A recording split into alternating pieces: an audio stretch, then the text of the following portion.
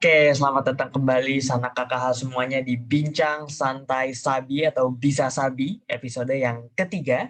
Dan pada episode yang kali ini kita akan membahas tentang acara yang sangat keren dan pastinya akan diperbincangkan secara santai dan juga sabi ala Klinik Kacamata Hukum atau KKH.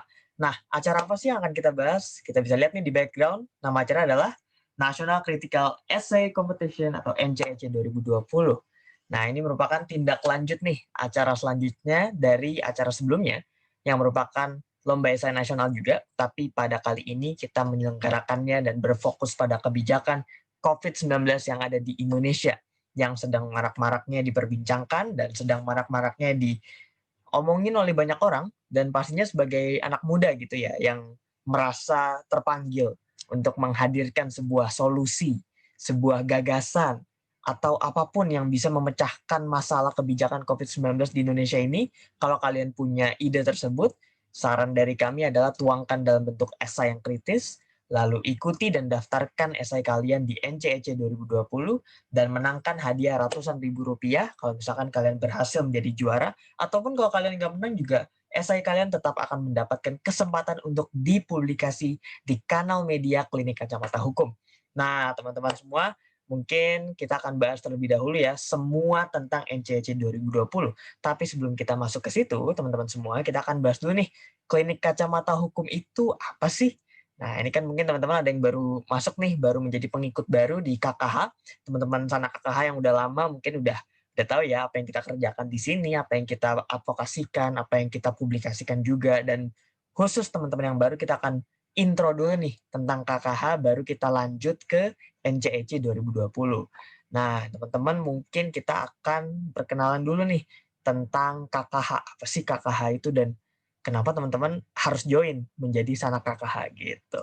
Nah, ini teman-teman bisa lihat ya, bahwa di sini kita akan bahas NCEC dan juga Klinik Kacamata Hukum. Sebelum masuk ke situ, kita bahas dulu nih Klinik Kacamata Hukum. Nah, ini laman kita nih. Kita akan mengucapkan terima kasih banyak dulu buat teman-teman sanak KKH semua yang udah bergabung dan sekarang KKH sudah memiliki di layar kita bisa lihat 1083 pengikut sanak KKH di seluruh Indonesia. Tepuk tangan dulu dong buat kita semua. Nah, ini sangat-sangat keren. Kenapa teman-teman? Bukan hanya karena ini merupakan pencapaian ya buat kita selaku penyelenggara, tetapi juga menunjukkan bahwa anak muda di Indonesia itu masih memiliki fokus dan juga keinginan yang besar untuk mempelajari tentang hukum. Karena kalau teman-teman lihat nih di video kita ini mengaku diri kita sebagai pionir penyuluhan informasi, edukasi, dan sosialisasi konten hukum. Jadi kita 3 pilar sebenarnya, informasi, edukasi, dan sosialisasi konten hukum. Kalau kita bicara tentang visi KKH itu apa sih? Kenapa sih KKH itu komunitasnya kenapa perlu dibentuk? Nah, kalau kita boleh cerita nih, sebenarnya KKH itu dibentuk untuk masyarakat yang non-hukum atau latar belakangnya bukan hukum. Dan yang ingin membantu mengedukasi teman-teman non-hukum semua adalah kita mahasiswa yang masih belajar tentang hukum dan sekarang akan mencoba membantu teman-teman. Tapi tidak hanya mahasiswa, teman-teman, kita juga dibantu oleh sanak KKH lain yang sudah ada yang jadi advokat, ada yang sudah jadi notaris, pokoknya ahli juris hukum se-Indonesia akan bantu teman-teman semua paham tentang hukum.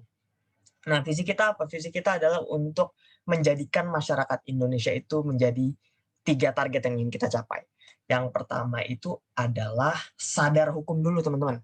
Teman-teman harus sadar dulu bahwa hukum itu ada dan harus dipatuhi dan harus dipelajari.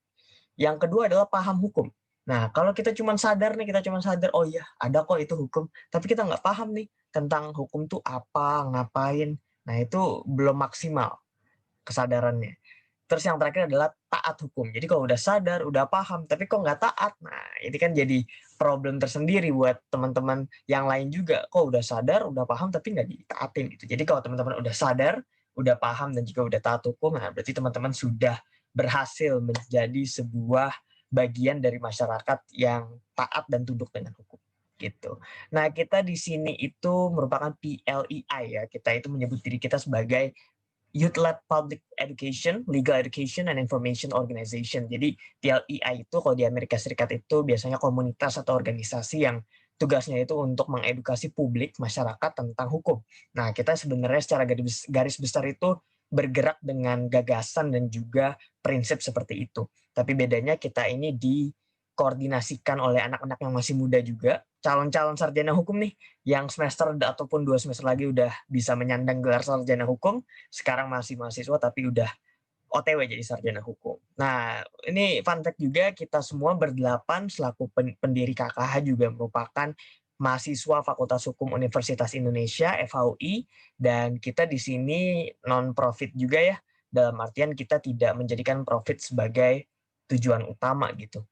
Jadi semua yang kita hasilkan itu biasanya dikembalikan lagi nih dengan visi organisasi, yakni untuk mengedukasi masyarakat tentang hukum gitu. Fokus kita apa aja? Fokus kita banyak sebenarnya. Kita ini ingin mengedukasi masyarakat tentang hukum yang sebenarnya belum banyak diketahui. Contoh, misalkan ini, apa saja hak dan kewajiban Indonesia di laut lepas? Ini jujur saya selaku orang hukum juga kadang lupa dan baru tahu malah. Oh, laut lepas tuh ada hak dan kewajibannya juga ya, kita Indonesia gitu.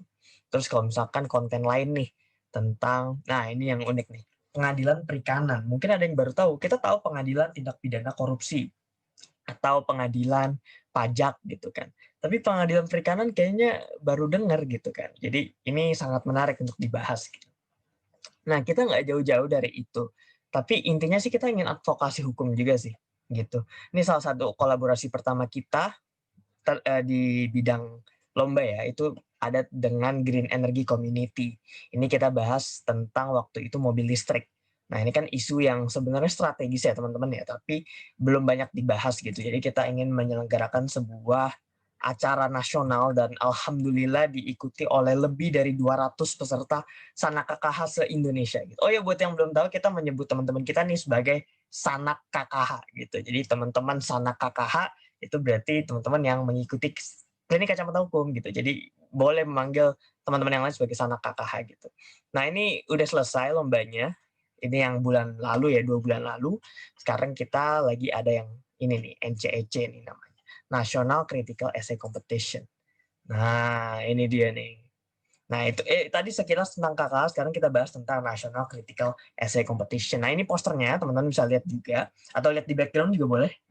Nah, ini intinya apa sih? Intinya adalah kompetisi esai tingkat nasional, tapi esai kritis ya, teman-teman. Dalam artian, teman-teman ini menelanjangi kebijakan COVID-19 di Indonesia, apa aja sih yang kurang gitu kan, apa aja sih yang perlu ditingkatkan gitu, apa aja sih yang perlu dikembangkan, dan sebagainya. Nah, ini kita coba ulas dan kita coba dorong agar semua anak muda itu punya inisiatif untuk menjadi kritis gitu. Karena menurut kami berpikir kritis itu merupakan landasan utama, prinsip utama, kapabilitas utama teman-teman untuk menggapai pribadi yang lebih baik. Karena kalau kita bersikap kritis, kita bisa jadi lebih gampang teman-teman buat belajar hal yang baru, buat mempelajari hal-hal yang kita belum tahu sebelumnya, ataupun mempelajari hal yang udah ada tapi dengan outcome ataupun hasil yang dengan keluaran lebih baik. Nah, itu berpikir kritis itu membantu di situ.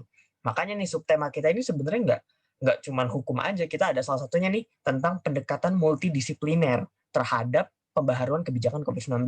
Intinya adalah COVID-19 ini, kebijakan di Indonesia-nya ini nih mau diapain gitu. Diubah menjadi apa, seperti apa, dan dengan cara apa. Intinya itu aja. Nah, kita akan coba ulas dulu nih dari panduan lombanya nih. Nah, kita coba bahas dulu dari sini selama beberapa menit ke depan. Kita coba ulas dulu. Kenapa kita bikin videonya? Karena kita melihat bahwa masih ada banyak yang bingung ya tentang cara mendaftar dan sebagainya. Kita coba untuk ulas semua satu persatu. Jadi latar belakangnya adalah lomba ini dihasilkan karena satu, COVID-19 itu udah merajalela ya. Penyebar luasan itu udah semakin luas, kasusnya semakin naik, dan seakan-akan Indonesia ini kebijakannya kok tidak efektif gitu. Padahal kan Indonesia ya dalam artian juga awal-awal bukan negara pertama banget yang kena gitu kan, tapi kok sekarang bisa sebanyak itu kasusnya gitu. Jadi latar belakangnya sebenarnya itu, dan kita melihat karena kebijakannya tidak pas gitu ya dan tidak konsisten juga, kayaknya sayang nih kalau misalkan kita nggak mengadakan sebuah gebrakan di mana anak muda itu bisa menghadirkan solusi. Nah, apalagi di platform yang seperti KKH ini, platform seperti KKH, kita mencoba untuk anak muda itu berani untuk berpikir kritis dan menunjukkan hasil berpikir kritisnya itu terhadap sesuatu yang konkret gitu, yang nyata, yang bisa dikristalisasi secara kasat mata gitu. Jadi kita pengen mencoba untuk melihat dan memperlihatkan ini semua dalam bentuk esai gitu. Nah, kenapa sih esai? Karena satu, esai itu dia bisa mengelaborasikan hal-hal dengan jauh lebih ekstensif gitu ya. Dalam artian kalau misalkan kita ingin berbicara solusi, cuman berbicara aja gitu kan, tanpa ada esainya itu seakan-akan kayak orang tuh susah untuk menerka apa sih yang sebenarnya ingin dihadirkan gitu. Dan KKH berinisiatif untuk menghadirkan sebuah wadah agar anak-anak muda itu bisa ikut lombanya, tapi juga berkontribusi terhadap masa depan bangsa Indonesia gitu. Tujuannya sih untuk mengejawantahkan kesadaran terhadap bersikap kritis dan juga berpikir kritis gitu. Jadi kita ingin mencoba sikap ini tuh menjadi sesuatu yang membiasakan teman-teman untuk berpikir gitu. Nah, berikutnya targetnya kita ini pengen ada terbentuknya suatu sikap dan cara berpikir kritis dari para pesertanya. Jadi jangan sampai ikut, ngumpulin esai, selesai, jangan. Kita ingin setelah mengumpulkan esai, itu teman-teman punya perspektif baru, punya insights baru terhadap how to think critically gitu. Jadi ini sih target kita tuh ini. Penyelenggaranya siapa lagi dan tidak lain tidak bukan adalah Kuning Kacamata Hukum. Nah, ini kita intinya adalah organisasi kepemudaan Youth Lab yang bergerak di bidang penyuluhan dan juga diseminasi atau penyebarluasan informasi pengetahuan hukum bagi masyarakat berlatar belakang non-hukum gitu. Jadi visi kita itu tadi, sadar hukum, paham hukum, taat hukum. Kalau masyarakat udah mencapai ini semua, ya Klinik Kacamata Hukum akan mencoba untuk mencapai visi yang selanjutnya mungkin. Jadi, tapi untuk yang saat ini kita fokus itu adalah sadar, paham, dan taat hukum. Gitu. Instagram kita bisa dicek, kita juga ada LinkedIn juga, akun LinkedIn kita. Dan untuk tema esai kita akan bicara tentang beberapa subtema ya teman-teman. Totalnya ada 5, tapi intinya adalah tentang mereformasi.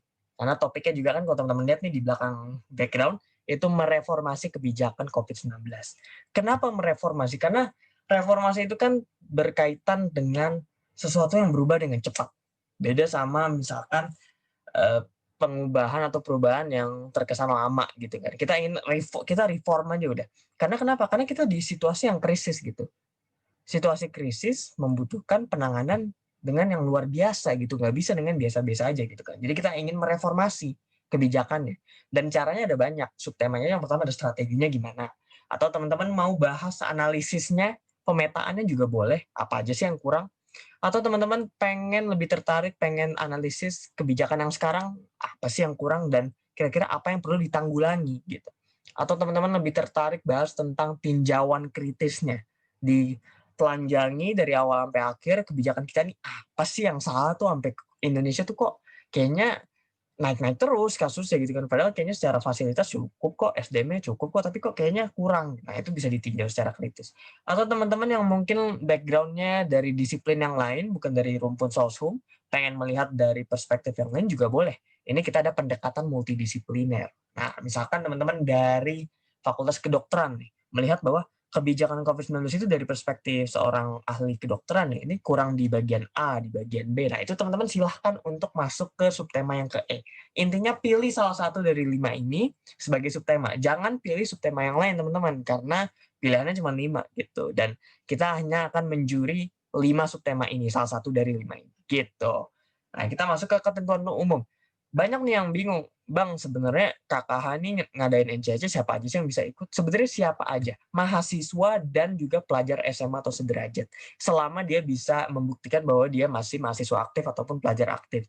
Jangan alumni ya, jangan SMA tapi ternyata masih SMP, jangan. Jadi ntar teman-teman upload tanda bukti identitasnya bisa KTP, kartu tanda pelajar, atau KTM, kartu tanda mahasiswa, ataupun kalau kartunya belum keluar karena masih ongoing proses, bisa surat keterangan lainnya, apapun itu gitu. Misalkan ya pengumuman keterima di PTN misalkan boleh, atau kalau yang udah mahasiswa bukti sistem informasi akademisnya juga boleh di website gitu. Nah, buat esai teman-teman cukup bayar 10.000 untuk satu esai. Nah, ada pertanyaan juga nih teman-teman dari sana kakak yang lain. Bisa nggak sih kelompok itu ikut NCC 2020? Jawabannya adalah bisa.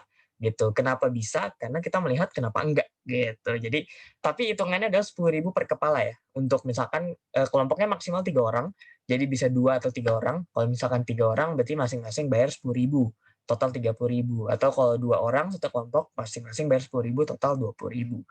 Untuk sebuah lomba 10.000 itu sebenarnya cukup murah ya teman-teman ya, karena pertama ini teman-teman cukup bayar 10.000 udah bisa satu ikut lomba nasional, kedua dapat hadiah juga di akhir kalau misalkan menang, dan ketiga menang nggak menang tetap ada kesempatan publikasi esai teman-teman di salah satu kanal media kita. Nah ini aku coba keluar dulu sebentar ya ke IG Sana KKH. Nah di KKH itu salah satu teman kita itu ada nih publikasinya. Nah ada namanya teman kita namanya Hino Samuel Jose. Nah Jose ini dia peringkat 13 nih dari total 200 orang, dia peringkat 13 kemarin, dan dia memutuskan bahwa ini esai gue bisa menghadirkan sebuah solusi baru, maka gue ingin minta tolong KKH buat publikasi. Kita jawab, siap, kita publikasi. Nah, ini kita bisa, nanti teman-teman tinggal kirim foto, kirim esai, testimoni, langsung kita publikasi di hari itu juga gitu. Jadi teman-teman nggak perlu khawatir kalau misalkan kalah ataupun menang, tetap ada kesempatan. Nah, ini kan bagus buat branding teman-teman juga, buat bantu publikasi. Sebenarnya teman-teman yang bahas apa sih? Nah, si Jose ini mobil listrik dia bahas nih dari perspektif ASEAN sama Uni Eropa tentang kebijakan, perbandingan kebijakan ya, policy comparison, sama outlook-nya terhadap era masyarakat 5.0. Nah, itu kan teman-teman baru dengar mungkin ya, Society 5.0 itu apa. Nah, boleh banget nih di klik ya, di copy paste saja link ini tinyurl.com esai Jose strip KKH X Green Energy, nanti ada esainya Jose di situ. Kalau teman-teman mau, teman-teman juga bisa. Tapi karena esai yang ini udah selesai masanya, teman-teman boleh daftar di NCEC 2020. Kita lanjut. Nah, terus apa aja sih ini yang perlu diperhatikan? Nah, kalau misalkan teman-teman mau ngirim esai itu maksimal 2 boleh. Jadi satu orang misalkan aku nih, itu bisa ngirim 2 esai. Tapi ketentuannya adalah kalau misalkan dua-duanya ternyata top 10 nih, nilainya sekelas top 10, itu cuman dipilih yang paling baru dikirimkan. Nih, 4A silakan dibaca. Esai paling baru akan dikirimkan. Terus kalau misalkan lolos top 10, dia hanya akan memperhatikan nilai yang paling tinggi dengan memperhatikan ketentuan poin 4A juga. Jadi top 10 cuma bisa satu esai, tapi boleh ngirim 2 esai. Intinya gitu. Nah, ini buat panduan berikutnya. Ada tentang registrasi. Ini banyak yang bingung. Kenapa? Karena ngiranya registrasi itu cuma daftar dulu aja sekalian ngumpul esai. Jawabannya enggak ya teman-teman ya. Jadi registrasi itu untuk mendaftarkan identitas dulu aja. Untuk pengumpulannya nanti akhir Oktober ya, tanggal 25, tanggal 28, 20-an akhir lah pokoknya. Nanti kita ada di bawah gitu. Nah, itu teman-teman kalau udah daftar berarti teman-teman udah setuju nih sama ketentuan yang udah kita atur. Nah, untuk teknik penulisan kita minimal 3 halaman, maksimal 5 halaman. Nah, kurang mudah apalagi kan teman-teman, cukup dengan 5 halaman minimal 3, teman-teman udah bisa ikut esai nasional dan bersaing dengan teman-teman yang lain. Pastinya bersaing secara sehat ya, jangan yang tidak sehat gitu. Dan teman-teman harus cek juga nih, ukuran kertasnya A4, jenis tulisannya Times New Roman, ukurannya 12, spasi 1,5, marginnya normal. Jangan sampai salah nih teman-teman, soalnya kalau salah nanti dan juri memutuskan untuk tidak dinilai, wah sayang banget kan udah bayar tapi ternyata ketentuannya ada yang salah gitu. Nah, kumpulinnya PDF, jangan lupa. Kenapa PDF, Bang? Karena kalau misalkan di Word, itu suka berantakan. Bisa jadi karena Word-nya beda-beda saat dibuka, versi Word Microsoft Word-nya. Bisa juga karena kita takutnya niatnya pengen nulisnya kayak gini, tapi di kita tampilnya beda gitu. Jadi kalau PDF kan sama gitu. Nah, ini berikutnya adalah, Bang, boleh Indonesia apa Inggris nih bahasanya? Boleh dua-duanya. Kita nggak masalah. Tapi yang perlu diketahui adalah bukan berarti bahasa Inggris nilainya lebih poin plus, enggak gitu. Jadi semuanya sama aja gitu. Terus apa lagi nih? Isi esai. Nah, isi esai ini ada 4 ya, paling paling minimal banget. Yang pertama latar belakang, itu udah pasti.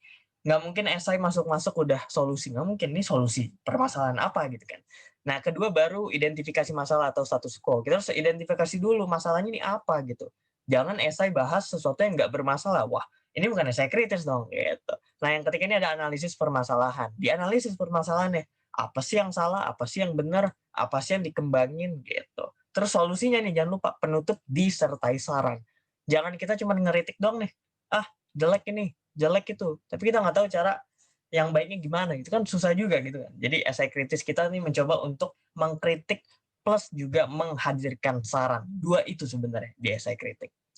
Nggak perlu pakai footnote, nggak perlu. Cukup pakai daftar pustaka aja di akhir. Nggak perlu pakai footnote ataupun body note ataupun endnote, nggak usah. Ditulis aja, nanti referensinya ada di akhir gitu. Jurinya nanti dari kita penyelenggara, tapi nanti di level top 10 jurinya spesial. Spesialnya apa nanti kita bahas lagi. Terus jangan lupa dikumpulinnya itu via Google Form, bukan via via yang lain enggak ya. Terus kalau udah ngumpulin jangan lupa konfirmasi gitu. Kalau nggak konfirmasi ya sayanya nggak masuk di sistem kita gitu. Jadi tolong untuk diperhatikan gitu. Nah ini ada typo juga, ini bukan surel, maksudnya kita udah nggak pakai email lagi buat ngumpulin, kita pakai Google Form. Jadi semuanya via via link ini ya, tinyurl.com/konfirmasi strip ncec gitu.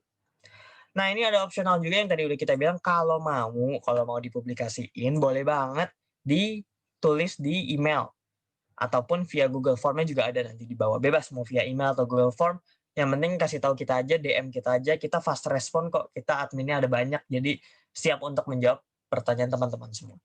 Nah, ini kalau ada pertanyaan via email ya, kalau bisa. Kenapa? Karena kita pengen jawabnya cepat.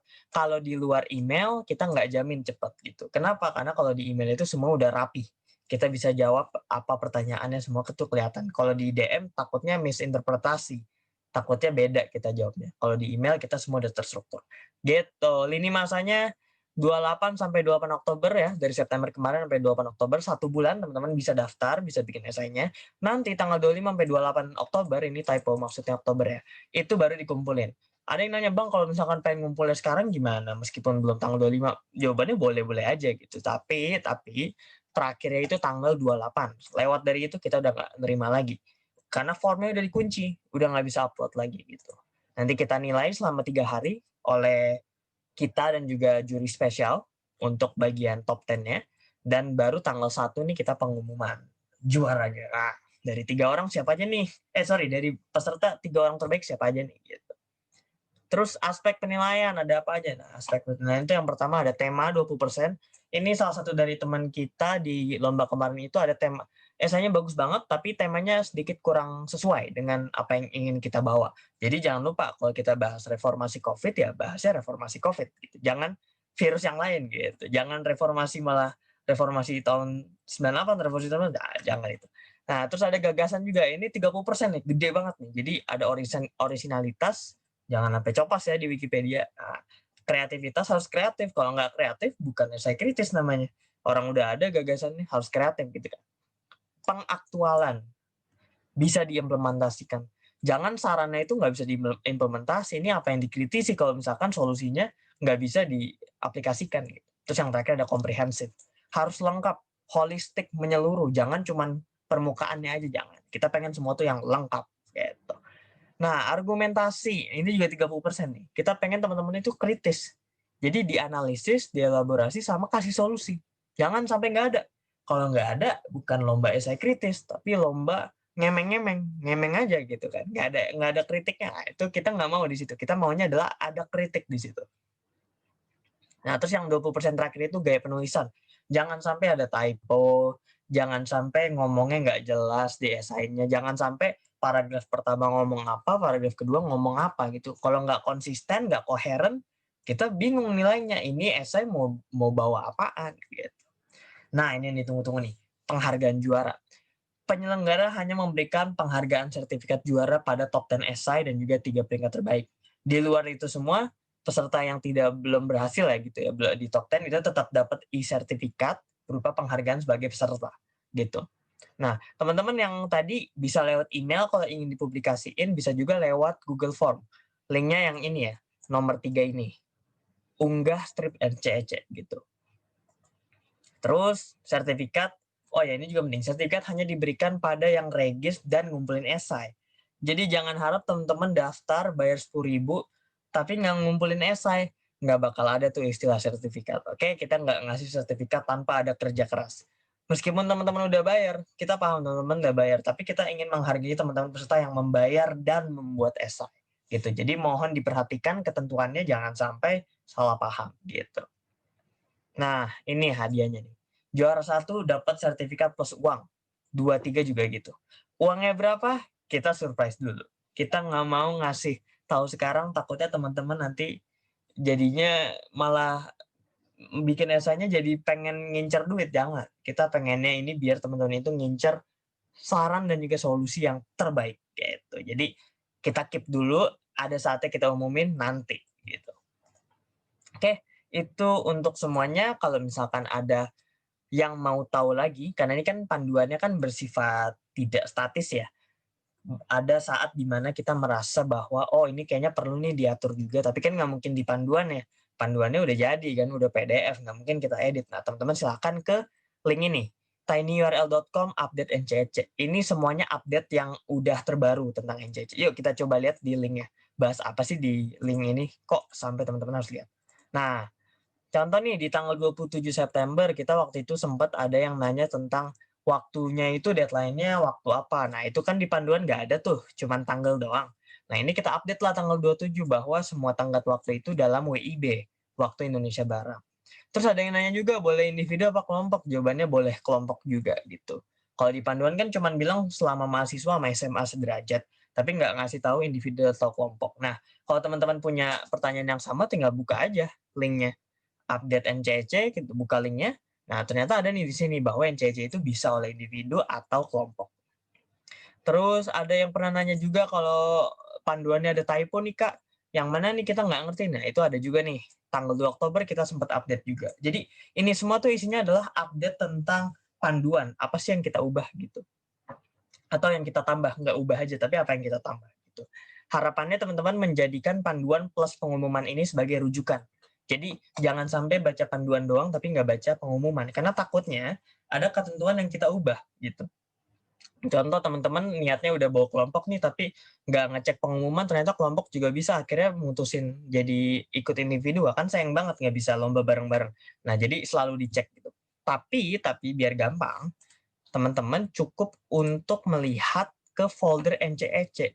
Nah, pasti ada yang baru baru tahu kan folder NCEC itu apa. Nah, folder NC itu adalah folder yang berisi semua tentang NCEC. Nah, dari panduan lomba nih, panduan lomba itu yang tadi kita download itu dari sini. Gitu. Terus ada juga tentang posternya buat di-share ke teman-teman, boleh banget. Terus ada kanal media. Nah, kanal media ini maksudnya Facebook kita tuh apa, Instagram kita tuh apa. Ini buat keperluan persyaratan registrasi. Terus ada instruksi pembayaran. Nah, teman-teman bisa lihat nih, ada apa aja sih rekening yang dibuka buat bayar di NCC. Kita membuka 17 rekening bank, teman-teman. Bayangin, kita sebutin semua banknya ada. BCA ada, BRI ada, BNI ada, Permata Bank ada, Danamon, BTN, Sinarmas, Maybank, OVO, GoPay, Link aja, Dana, semua ada. Jadi jangan khawatir, karena kita mengakomodasi hampir semua rekening bank yang paling sering dipakai oleh masyarakat dan anak muda Indonesia. Nah, yang terakhir yang pengumuman tadi ya. Jadi jangan lupa teman-teman, langkah pertama adalah baca dulu foldernya semuanya, panduan, pengumuman, cara unggah, cara bayar, dan kanal media kita apa aja. Terus yang kedua baru kita registrasi. Nah, registrasi itu nanti teman-teman ada bayarnya juga apa, persyaratannya apa, semua ada di situ di formnya. Gitu. Baru yang terakhir adalah konfirmasi. Konfirmasi adalah sesi pengumpulan esai. Boleh tanggal 25 nanti ataupun sekarang juga boleh gitu. Oke, itu untuk NCEC 2020. Teman-teman mungkin udah langsung pengen bikin esai aja nih, mau cuma 5 halaman kan setengah jam selesai, sejam selesai gitu kan. Cuman yang lama itu adalah proses risetnya. Jadi teman-teman silahkan untuk riset sebagus apapun, nanti dituangkan dalam bentuk esai, ikuti ketentuan panduannya, jangan sampai salah, bayar, registrasi, konfirmasi, dan tunggu pengumuman dari kami tentang sertifikat dan juga penghargaan bagi esai-esai terbaik. Nah, jangan lupa, nanti kita akan ada penghargaan. Oke? Kita berharap teman-teman ikut NCEC 2020 ini dengan tujuan agar selain melatih berpikir kritis, tapi juga menghadirkan solusi yang baik untuk mereformasi kebijakan COVID-19 di Indonesia. Baik teman-teman, sekian dari Klinik Kacamata Hukum. Kami selaku penyelenggara mengucapkan terima kasih banyak untuk berpartisipasi, karena telah ingin berpartisipasi juga, dan pastinya karena sudah mengikuti perkembangan Klinik Kacamata Hukum dari followers kita masih 0 sampai sekarang udah 1083 lebih.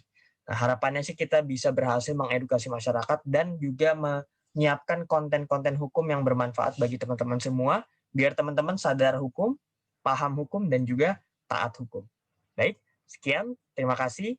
Selamat siang, sore, malam, dimanapun teman-teman berada.